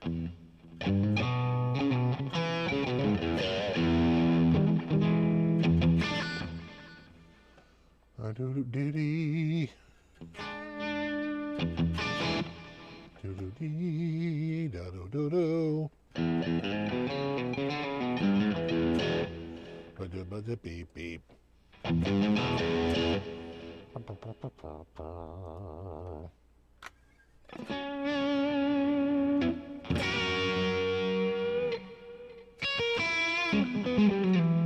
Thank you, awesome.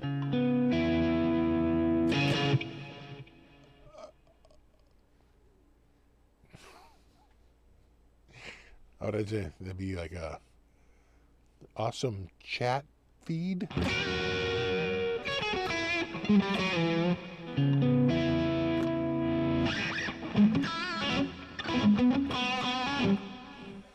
No. Yeah, not too much humidity here. Yeah, it's the humidity that kills me. You can see the humidity if you just look at a map.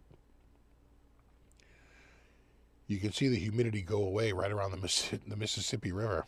As you head west, it's like slowly going away until you hit the plains where there's like just not enough water to even sustain trees, like vast grasslands for miles. And same with, until you get to Denver, when finally you come up to the mountains and it's able to wring some water out. Now, it's great. I'll never forget when I was leaving Denver. We're taking off out of the airport, and we get up, and I look down, and I'm like, oh my God, it's like a barren grassland out here. This is insane. Like just the sheer lack of trees. We have no place around here like that. Nothing like that. It's a very dense forest around here, pretty much everywhere. Unless it was cleared out for a farm.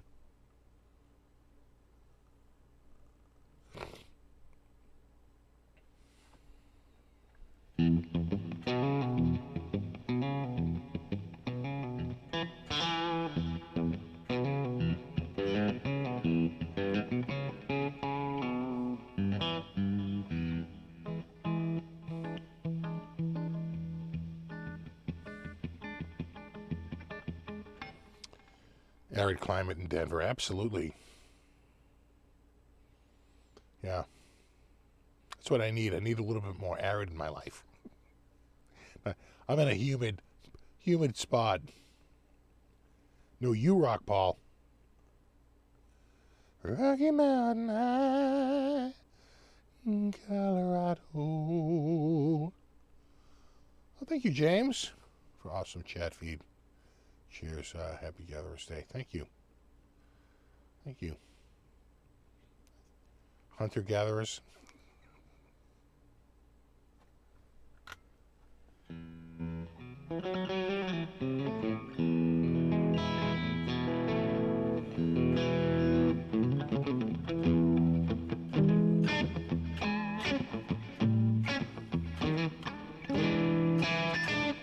Yeah, I'm sure August in Arizona is stupid hot. People tell me that, like more northwest, like Oregon, right? Because you're not quite north enough to get the constant rain that they get in Washington and Seattle. Like you're a little bit more south from that, right? Because it's kind of a, what they would call that, a temperate rainforest instead of a tropical, right? It's like a temperate rainforest up there. It just rains so much.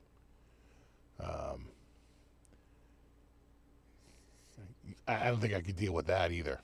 Got to be a little more south from there. But I've heard that like Oregon's fairly dry, depending on where you are. You might have to be away from the coast to get that, though. because you're still going to get a marine layer.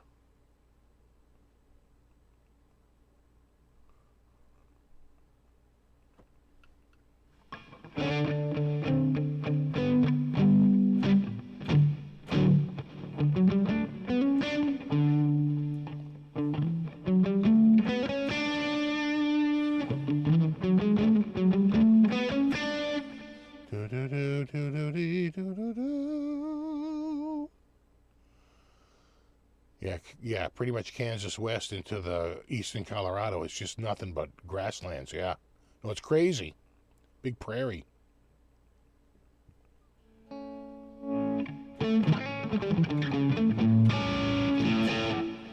Yeah, the Cult.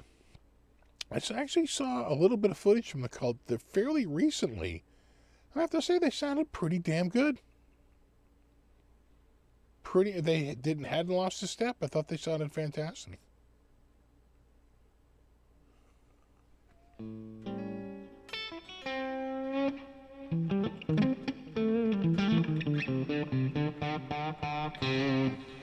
Just noticed next week will be the 300 SFB Live. Any celebration plans? I'm going to give away 300 guitars. Don't sell me short, Larry.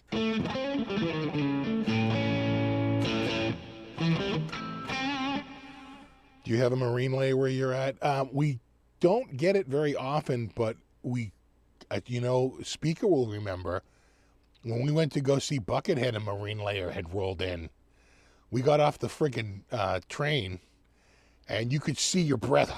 It's like the friggin' humidity was like 99.9%. It was crazy, and you could see the fog rolling in. But we don't get sea breezes very often. Usually, the wind goes from west to east. So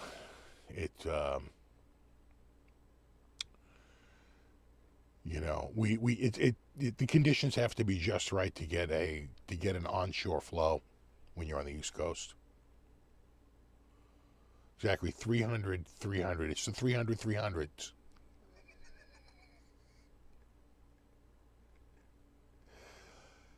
Exactly, the 300 for 300. I'm giving away 300 $1 guitars.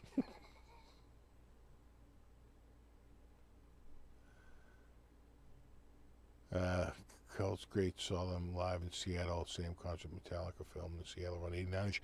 I saw the Cult in 86 open for Billy Idol.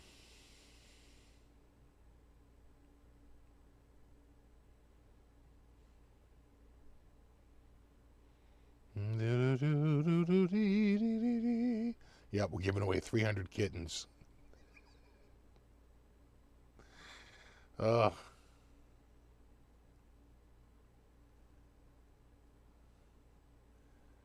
300 picks. I don't even know if I have 300 picks. I tell you, I'm worried because my nice, I'm just so used to these picks now. I should get some more from Gravity. You got to get just the right thickness. I think Gravity's the only other one that has the same acrylic material.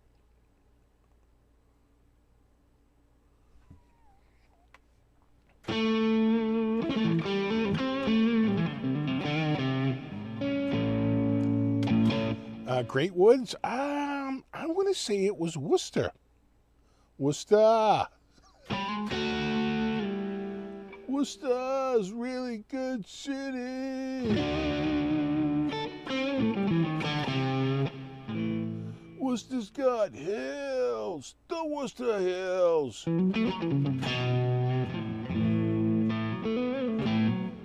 Is she up in the... No, she's not in the window. I don't know where the cat went.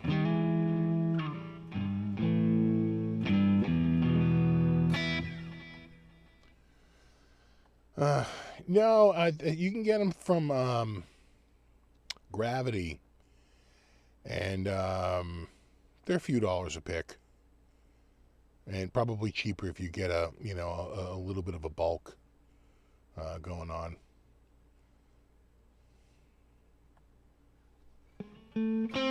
Exactly, the woo. How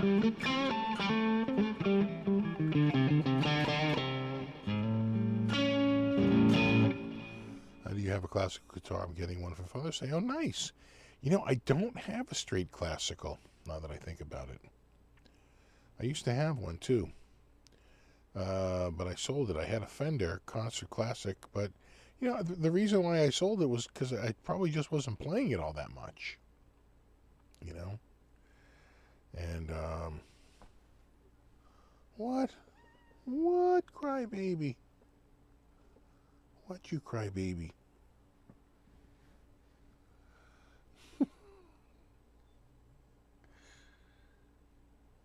Yeah.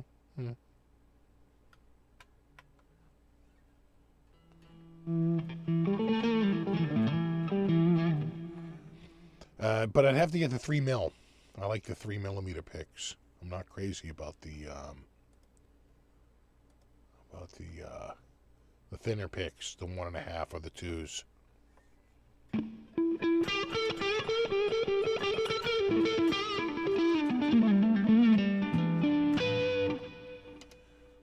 Just out of curiosity, I mean, I don't even know if this is.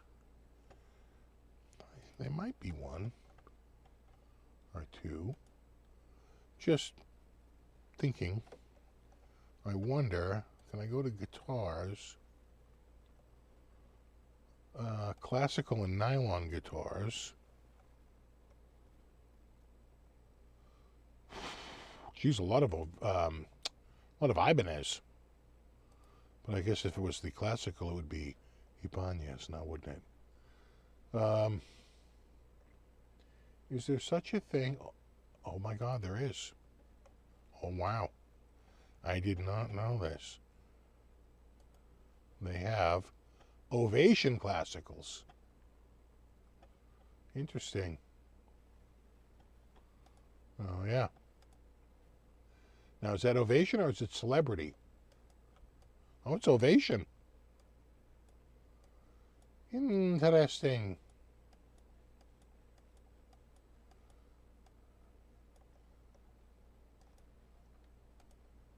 Oh, yeah. Sure. Probably just get like one of those, make people who play classical guitars make their heads explode. How many cutaways on your classical? What?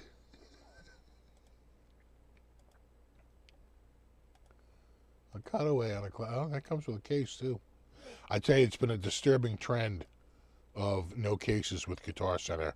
We'll talk about it next week because we're almost out of time here, but I'll make a mental note to remember it next week. There's been a very disturbing trend with cases on Guitar Center used where they're not, you know, providing the case with it. It's pretty rare. That's a reflection of a stool. It's pretty rare that they provide a case. I hear you, crybaby. That they provide a case any longer, even for a Gibson Les Paul. It's a little. It's a little, quite frankly, a bullshit cost-cutting measure by them. Where I think when they get it in with a case, they separate the case, or maybe they're just not taking them in because they don't want to store it. I'm not really sure what the deal is, but there's been a real move away from cases with Guitar Center, and it's really annoying. You all right back there? I'm seeing her. That hand go up. All right, dudes, we are at 8:59 p.m. We're going to call it a night. Thanks so much for hanging out. Super special extra thanks to anyone who contributed. I always appreciate that. And, of course, brofist to my mod squad. Hashtag brofist, hashtag mod squad. We will do it all again next week. So you guys have a wonderful week. I will see you next week for the 300th Spectacular. Where we will just sit there and 300 times we will go, shame. 292. Wait, where was I? Let's start again. 1.